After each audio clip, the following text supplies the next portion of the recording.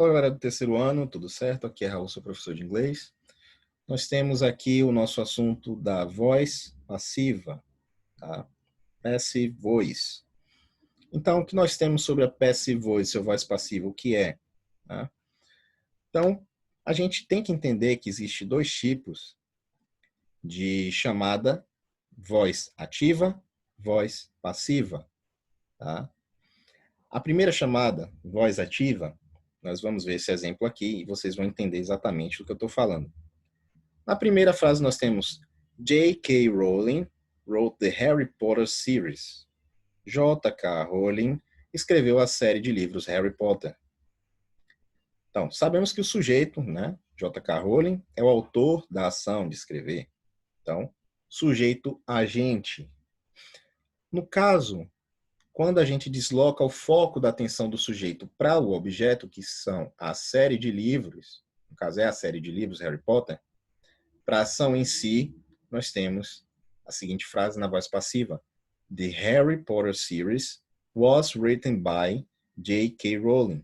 A série de livros Harry Potter foi escrita por J.K. Rowling. Então, o que nós tínhamos na voz ativa? O sujeito, tá, sendo o foco da oração, e ele, no caso, que era o foco da oração na voz ativa, se tornou apenas um complemento. Tá? Nós temos aqui agora como complemento. Porque quem virou sujeito na voz passiva foi o objeto, a série de livros Harry Potter. Então, voz ativa dá ênfase ao sujeito, quem realiza a ação. Voz passiva, o sujeito vai ser quem recebe a ação. Tá? No caso, o executor da ação, ele passa a ser o agente, vai ser introduzido pela preposição by, tá? Como foi aqui, by J.K. Rowling. Tá? Então, o foco da ação se torna, na voz passiva, o objeto. Ok? Continuando, olha só essa parte. Situações em que se usa a voz passiva. Quando a gente não é conhecido ou não é importante, como em processos e procedimentos. Tá? Não é conhecido ou não é importante. The confirmation was sent last week, but it wasn't received until yesterday. A confirmação foi enviada na semana passada, mas não havia sido recebida até ontem. O que é que nós temos aqui? O agente, ele não é conhecido. Quem foi que enviou a confirmação? Não tem aqui dizendo quem enviou a confirmação. Tá? Ou talvez não fosse importante dizer. Tá? Podia ser um funcionário qualquer e tal, não era importante para a completude da frase. Tá? A plenitude da frase, não é importante. Deixa eu ver aqui a próxima. Quando algo é óbvio ou é do conhecimento geral. 3 suspects were arrested after the shooting. 3 suspeitos foram presos após o tiroteio. Então, obviamente, pela polícia. Quem prende suspeitos, você deve usar o discernimento. Prendeu, suspeitos, troca de tiros, polícia. Polícia prende, tá? Suspeitos. Linguagem policial. Men wearing jeans are not allowed in Brazilian cartoons. Homens vestindo jeans são impedidos de entrar nos fóruns brasileiros. Obviamente pela administração do local. Por quê? Porque é uma regra deles. Tá? Aqui dá para ficar bem claro. Olha só, não são permitidos. Permissão. Então, permissão. Tá? Fóruns brasileiros, permissão. Então, a administração do local não permite. Okay? Então, a gente está usando a voz passiva em todos eles. Olha, sempre a voz passiva. Bom? Quando o falante não deseja falar quem é o agente. I was told I had to wait outside, which was very embarrassing. Disseram-me que eu deveria esperar do lado de fora, o que foi muito constrangedor.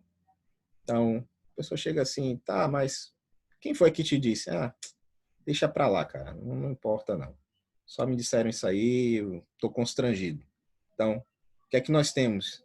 Não é necessário falar quem é o agente.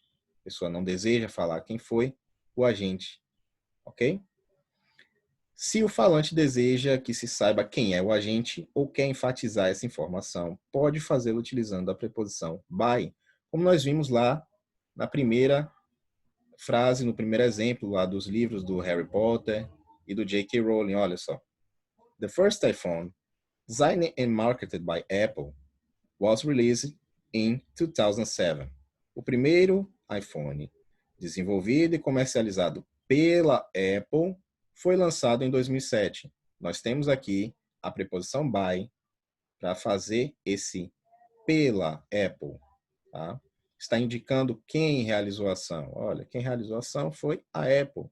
A Apple que fez, que criou o design, desenvolveu, que vendeu, foi a Apple, tal. Mas, basicamente, se torna aqui voz passiva. Tudo isso aqui é exemplo de voz passiva, ok? Existem verbos que só podem ser usados na voz passiva, como be born, be involved e outros. I was born in Belém, but I'm based in New York.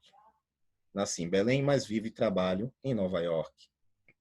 Uma coisa interessante aqui é esse based, porque ele está abrangendo aqui viver e trabalhar. Dois verbos está abrangendo aqui nessa pequena palavra. Tá? Então, só pode ser usado na voz passiva. Bom? I'm afraid your son's been involved in an accident. Receio que seu filho tenha sofrido um acidente. Então, been involved, certo? Geralmente o be ou been, ele traz uma ideia passiva já. Já é algo dando uma ideia passiva. Está envolvido, está metido em algo, certo? Dá a ideia de passividade. Então, perceba que no português o verbo nascer é perfeitamente usado nas vozes ativa e passiva. Né? Nasci, nascido, eu nasci, ele tinha nascido, eu tinha nascido. Então, olha só, passiva e ativa. Okay? Então, nós temos tabelas no próximo quadro aqui que nós vamos mostrar e vocês vão ver alterações sofridas pelos verbos na mudança de voz ativa para voz passiva. Então, observe que vai haver uma mudança na estrutura, né? O verbo to be, que é o auxiliar, mais o particípio passado do verbo principal. O verbo auxiliar vai ser flexionado, que é a função do verbo auxiliar, não é? Ele sofre alteração para causar uma ideia exatamente ao verbo principal. Tá? Então, o que nós temos aqui? Voz ativa, certo? Nós temos as conjugações, nós temos tudo aqui, os tempos verbais. Deixa eu ver um aqui. Presente simples. They, não temos aqui o auxiliar. Verbo principal feed, objeto ou complemento. Their pets twice a day. Então, presente simples. They feed their pets twice a day. Voz ativa. Presente simples da voz passiva. The pets, é o sujeito, agora mudou, percebam. Era o objeto, era o centro do objeto, veio para cá para o sujeito.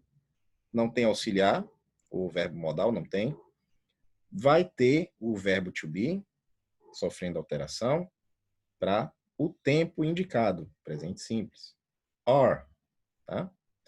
Passado particípio, feed, agente ou complemento, twice a day. Ok? Então, the pets are fed twice a day. Percebam que aqui no primeiro exemplo, nós tínhamos o sujeito, they. Só que agora não é mais importante. Ele nem aparece. The pets are fed twice a day. Quem se torna o centro da oração é o objeto. Tá? Então, dá para notar aqui em todos esses exemplos uma mudança brusca, né, de sentido. Mas qual o objetivo da voz passiva, então? Voz passiva, geralmente, ela tem o objetivo de levar uma informação, certo? Que, no caso, geralmente não é a pessoa que está falando, que está contando a situação. Às vezes a situação já passou, como nesse caso, olha só. The pets are fed twice a day. Então, eles são alimentados 2 vezes por dia. Aqui está dando a ideia de constância. eu não preciso mencionar também o sujeito, ele geralmente é um complemento ou nem precisa estar lá. Tá? Então, tem vários aspectos aqui diferentes. Voz ativa e voz passiva. Expressão típica da voz passiva, nós temos get e have something done. Além dos casos mencionados anteriormente, ainda há outros em inglês que se usa a voz passiva. Uma estrutura de voz passiva bastante comum é a formação que nós temos em get e have mais something mais o past participle do verbo principal, como nos exemplos aqui. Olha. I had my car repaired several times this year. Eu mandei consertar meu carro várias vezes este ano. My mother likes to have her haircut at that expensive salon downtown. Minha mãe gosta de cortar o cabelo naquele salão caro do centro da cidade. O que nós vemos aqui?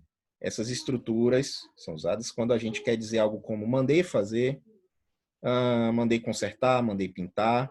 Olha, eu mandei consertar. No caso aqui, minha mãe gosta de cortar o cabelo naquele salão. Tal. Então, eu já estou passando aqui essa expressão típica de voz passiva através do get e do have something done. Tá? Então, geralmente tem a ver com serviços que alguém prestou a gente. Tá? O que é que a gente faz? A gente troca o sujeito, que de fato realizou a ação, né, por eu. Como aqui houve, ó, minha mãe gosta de cortar o cabelo, mas ela não cortou o cabelo. Foi uma pessoa do salão que cortou o cabelo dela. Eu mandei consertar meu carro, tá? Tudo bem, mas quem realizou a ação de fato? O mecânico. O mecânico consertou o carro. Mas ele não está falando que o mecânico consertou, ele está dizendo que ele mandou consertar. Entende? Então, essa expressão, ela é bem típica também da voz passiva. Bom? Então, é porque em inglês não acontece mesmo, como no português em alguns sentidos. Olha, mesmo que nada disso tenha sido executado pela pessoa que fala, tá? Para dizer cortei o cabelo, a gente tem que dizer I had my hair cut. Tive meu cabelo cortado. Para dizer I cut my hair, vai dar a entender que a pessoa cortou o próprio cabelo e não que usou os serviços de um cabeleireiro. Então, dessa forma aqui, como teve no exemplo 2, já dá para entender bastante, né, de que forma funciona essa expressão com get e have something done. Ok? O equivalente em inglês para as seguintes frases, nós vamos ver aqui, sendo que em todas elas a ação não foi realizada pelo sujeito. Temos pintamos a casa, we had the house painted. Nós tivemos a casa pintada. Consertamos o telefone, we had the phone fixed. Nós tivemos o telefone consertado. Instalamos a internet. We had the internet installed. Fiz as unhas. I had my nails done. Tá? Então, é como se fosse assim. Em inglês, não fosse uma forma tão, deixa eu ver aqui a palavra, egocêntrica, né, de se falar. E quando eu falo assim, fiz as unhas, eu não fiz as unhas. Foi uma pessoa que fez, certo? Instalamos a internet. Eu e minha esposa instalamos a internet. Não existe isso. Quem instalou foi o operador da internet, né, que veio na sua casa, fez a instalação, não foi você. Não consertou o telefone. Outra pessoa. Quem pintou a casa foi outra pessoa. Não fui eu. Então, no inglês, a gente tem aqui. Ok? Expressão típica da voz passiva com get e have something done. Tá? Então, esse foi o nosso assunto. Eu espero que vocês tenham entendido, que tenham gostado. Qualquer dúvida podem me perguntar. Não esqueçam de revisar bastante esse assunto, tá? Para ficar fixo na mente de vocês. Espero vocês na próxima aula. Um abraço e tchau.